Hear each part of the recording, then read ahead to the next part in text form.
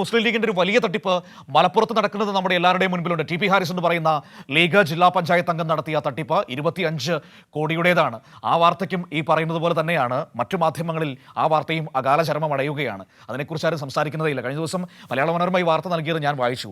ആ വാർത്തയിൽ ഒരിടത്തും ഈ ജില്ലാ പഞ്ചായത്ത് അംഗം മുസ്ലിം ലീഗിന്റെ അംഗമാണ് എന്ന വാക്ക് വരാതിരിക്കാൻ അവർ പുലർത്തിയ ഒരു ജാഗ്രതയുണ്ടല്ലോ. ഒരുപക്ഷേ മൊയ്തീൻ കാഞ്ചനമാലയോട് പോലും ഇതുപോലൊരു സ്നേഹം കാണിച്ചിട്ടില്ല എന്ന് നമുക്ക് പറയേണ്ടി വരും. കാരണം അത്രമാത്രം ഒരു അടുപ്പവും സ്നേഹവുമാണ് ഈ തട്ടിപ്പ് വാർത്തകൾ വരുമ്പോൾ മനോരമയൊക്കെ അവരോട് കാണിച്ചുകൊണ്ടിരിക്കുന്നത്.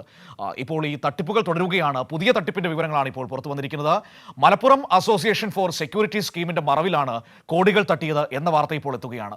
പണം നിക്ഷേപിച്ചവർക്ക് ആനുകൂല്യം ലഭിച്ചില്ലെന്ന് പരാതി.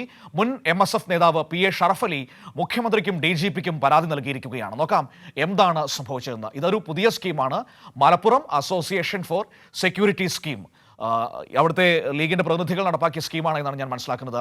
സ്വാലിഹുണ്ട് വാർത്തയുടെ വിവരങ്ങൾ നൽകാനായി നമ്മളോടൊപ്പം. ഏതായാലും MSFന്റെ പഴയ നേതാവ് തന്നെയാണ് പരാതി നൽകിയിരിക്കുന്നത്. സ്വാലി, എനിക്ക് ഈ സ്കീമിനെ കുറിച്ച് അറിയില്ല. ഇതിന്റെ പേര് Malappuram association for security scheme അല്ലേ? ഇത് ലീഗ് നടപ്പാക്കിയതാണോ? എന്തായിരുന്നു ഈ സ്കീം കൊണ്ടുവന്നപ്പോൾ അവർ പറഞ്ഞിരുന്നത്? എത്ര രൂപ തട്ടിയെന്ന ആക്ഷേപമാണ് ഇപ്പോൾ ഉയർന്നു വന്നിരിക്കുന്നത്?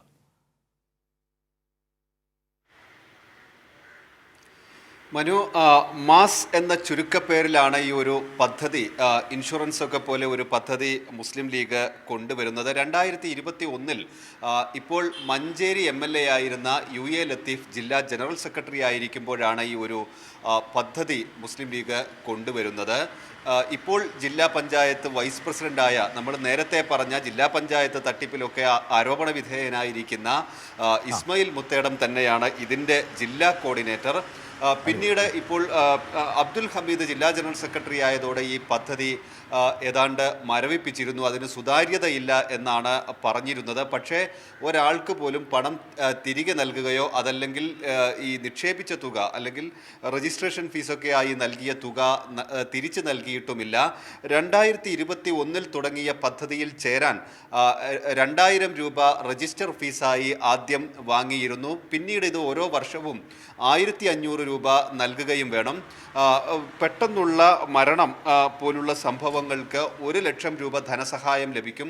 അതോടൊപ്പം തന്നെ മറ്റു ഈ തരത്തിലുള്ള അപകടങ്ങൾക്ക് ചികിത്സാ ധനസഹായമായി 50,000 മുതൽ ഏതാണ്ട് 1 ലക്ഷം രൂപ വരെയും ചികിത്സാ ധനസഹായം ലഭിച്ചിരുന്നു. അതോടൊപ്പം തന്നെ 2 ലക്ഷം വരെ ഈ അപകടങ്ങൾക്ക് ചികിത്സ സാധാരണ ലഭിക്കുമെന്നൊക്കെയാണ് ഈ ഒരു പദ്ധതിയിൽ വാഗ്ദാനം നൽകിയിരുന്നത്. പക്ഷേ 4 വർഷമായിട്ട് ഇത് ആർക്കും തന്നെ ഇത്തരത്തിലുള്ള ഒരു ആനുകൂല്യം ലഭിച്ചില്ല എന്നാണ് ഇപ്പോൾ പരാതി നൽകിയിരിക്കുന്നത്. DGPക്കും മുഖ്യമന്ത്രിക്കും പരാതി നൽകിയിട്ടുണ്ട്. ഇദ്ദേഹത്തിൻ്റെ തന്നെ ഈ ജില്ലാ കോർഡിനേറ്ററുടെ തന്നെ നിയന്ത്രണത്തിലുള്ള മുത്തേടത്തെ സഹകരണ ബാങ്കിലാണ്, മുസ്ലിം ലീഗിൻ്റെ നിയന്ത്രണത്തിലുള്ള സഹകരണ ബാങ്കിലാണ് ഈ പണം നിക്ഷേപിച്ചിരുന്നത്. ഇത് വകമാറ്റി എന്നാണ് ഇപ്പോൾ ആക്ഷേപം. ഇദ്ദേഹത്തിൻ്റെ പല സഹകരണ ബാങ്കുകളിലായുള്ള വായ്പാ കുടിശ്ശികകൾ തീർക്കാനായി ഈ തുക വകമാറ്റി നൽകി എന്നൊരു ആരോപണമാണ് ഉയരുന്നത്. ഇസ്മായിൽ മുത്തേടത്തിന്റെ സഹകരണ ബാങ്കുകളിലെ കുടിശ്ശികകൾ അടച്ചു തീർക്കാൻ ഈ ഫണ്ട് പിരിവ് ഉപയോഗിച്ചു എന്നാണോ ആക്ഷേപം വന്നിരിക്കുന്നത്? ഈ പരാതിക്കാരൻ പറയുന്നത് അങ്ങനെയാണ്. 2023 എത്ര പേർ ഈ പദ്ധതിയുടെ ഭാഗമായി എന്നത് സംബന്ധിച്ച് പോലും ഒരു കണക്ക് മുസ്ലിം ലീഗ് പുറത്തുവിട്ടിട്ടില്ല. അതേസമയം 2023 ഒരു പ്രൊമോഷൻ വീഡിയോയിൽ പറയുന്നത് 25,000 പേർ ഇതിൻ്റെ ഭാഗമായിട്ടുണ്ട് എന്നാണ്. 20 കോടി രൂപയിലധികം ഇതിൻ്റെ ഭാഗമായി ധനസമാഹരണം ഇസ്മായിൽ മുത്തേടം നടത്തിയിട്ടുണ്ട്. പക്ഷേ ഈ ആനുകൂല്യങ്ങളൊന്നും നൽകാതിരിക്കുന്ന ഒരു ഘട്ടത്തിൽ 4 വർഷമായി കാത്തിരിക്കുന്നവരാണ് ഇപ്പോൾ പരാതിയുമായി എത്തിയിരിക്കുന്നത്. 20 കോടിയിലധികം മരവിപ്പിച്ചിരുന്നു എന്നായിരുന്നല്ലോ പറഞ്ഞത്. പക്ഷെ പരാതിയായി എത്തുന്നത് ഇപ്പോൾ മാത്രമാണ്. ഈ മരവിപ്പിച്ച സമയത്ത് ഈ പദ്ധതിയിൽ പണം നിക്ഷേപിച്ചിരുന്ന മനുഷ്യർ രംഗത്ത് വന്നിരുന്നില്ലേ? അവർ പണം കിട്ടാതായപ്പോൾ ലീഗ് നേതൃത്വത്തെ സമീപിച്ചിരുന്നോ? സ്വാഭാവികമായിട്ടും മലപ്പുറമാകുമ്പോൾ അവർക്ക് ലീഗ് നേതൃത്വത്തോട് അടുപ്പമുണ്ട്. അവർ അതിൽ സമീപിക്കാനുള്ള സാധ്യതയുണ്ടല്ലോ. അങ്ങനെ എന്തെങ്കിലും ചെയ്തിരുന്നോ?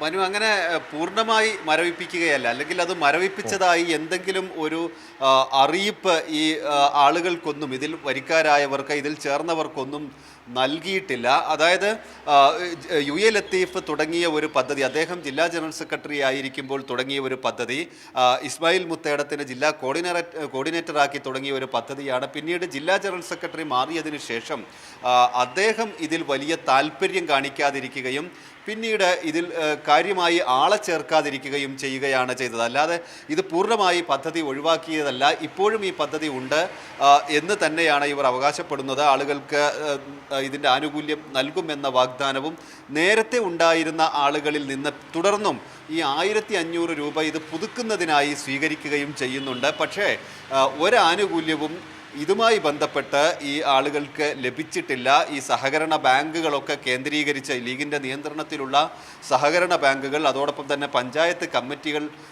ഒക്കെ കേന്ദ്രീകരിച്ചാണ് വലിയ തോതിൽ ഈ ഒരു പദ്ധതിയിലേക്ക് ആളുകളെ ചേർത്തത്.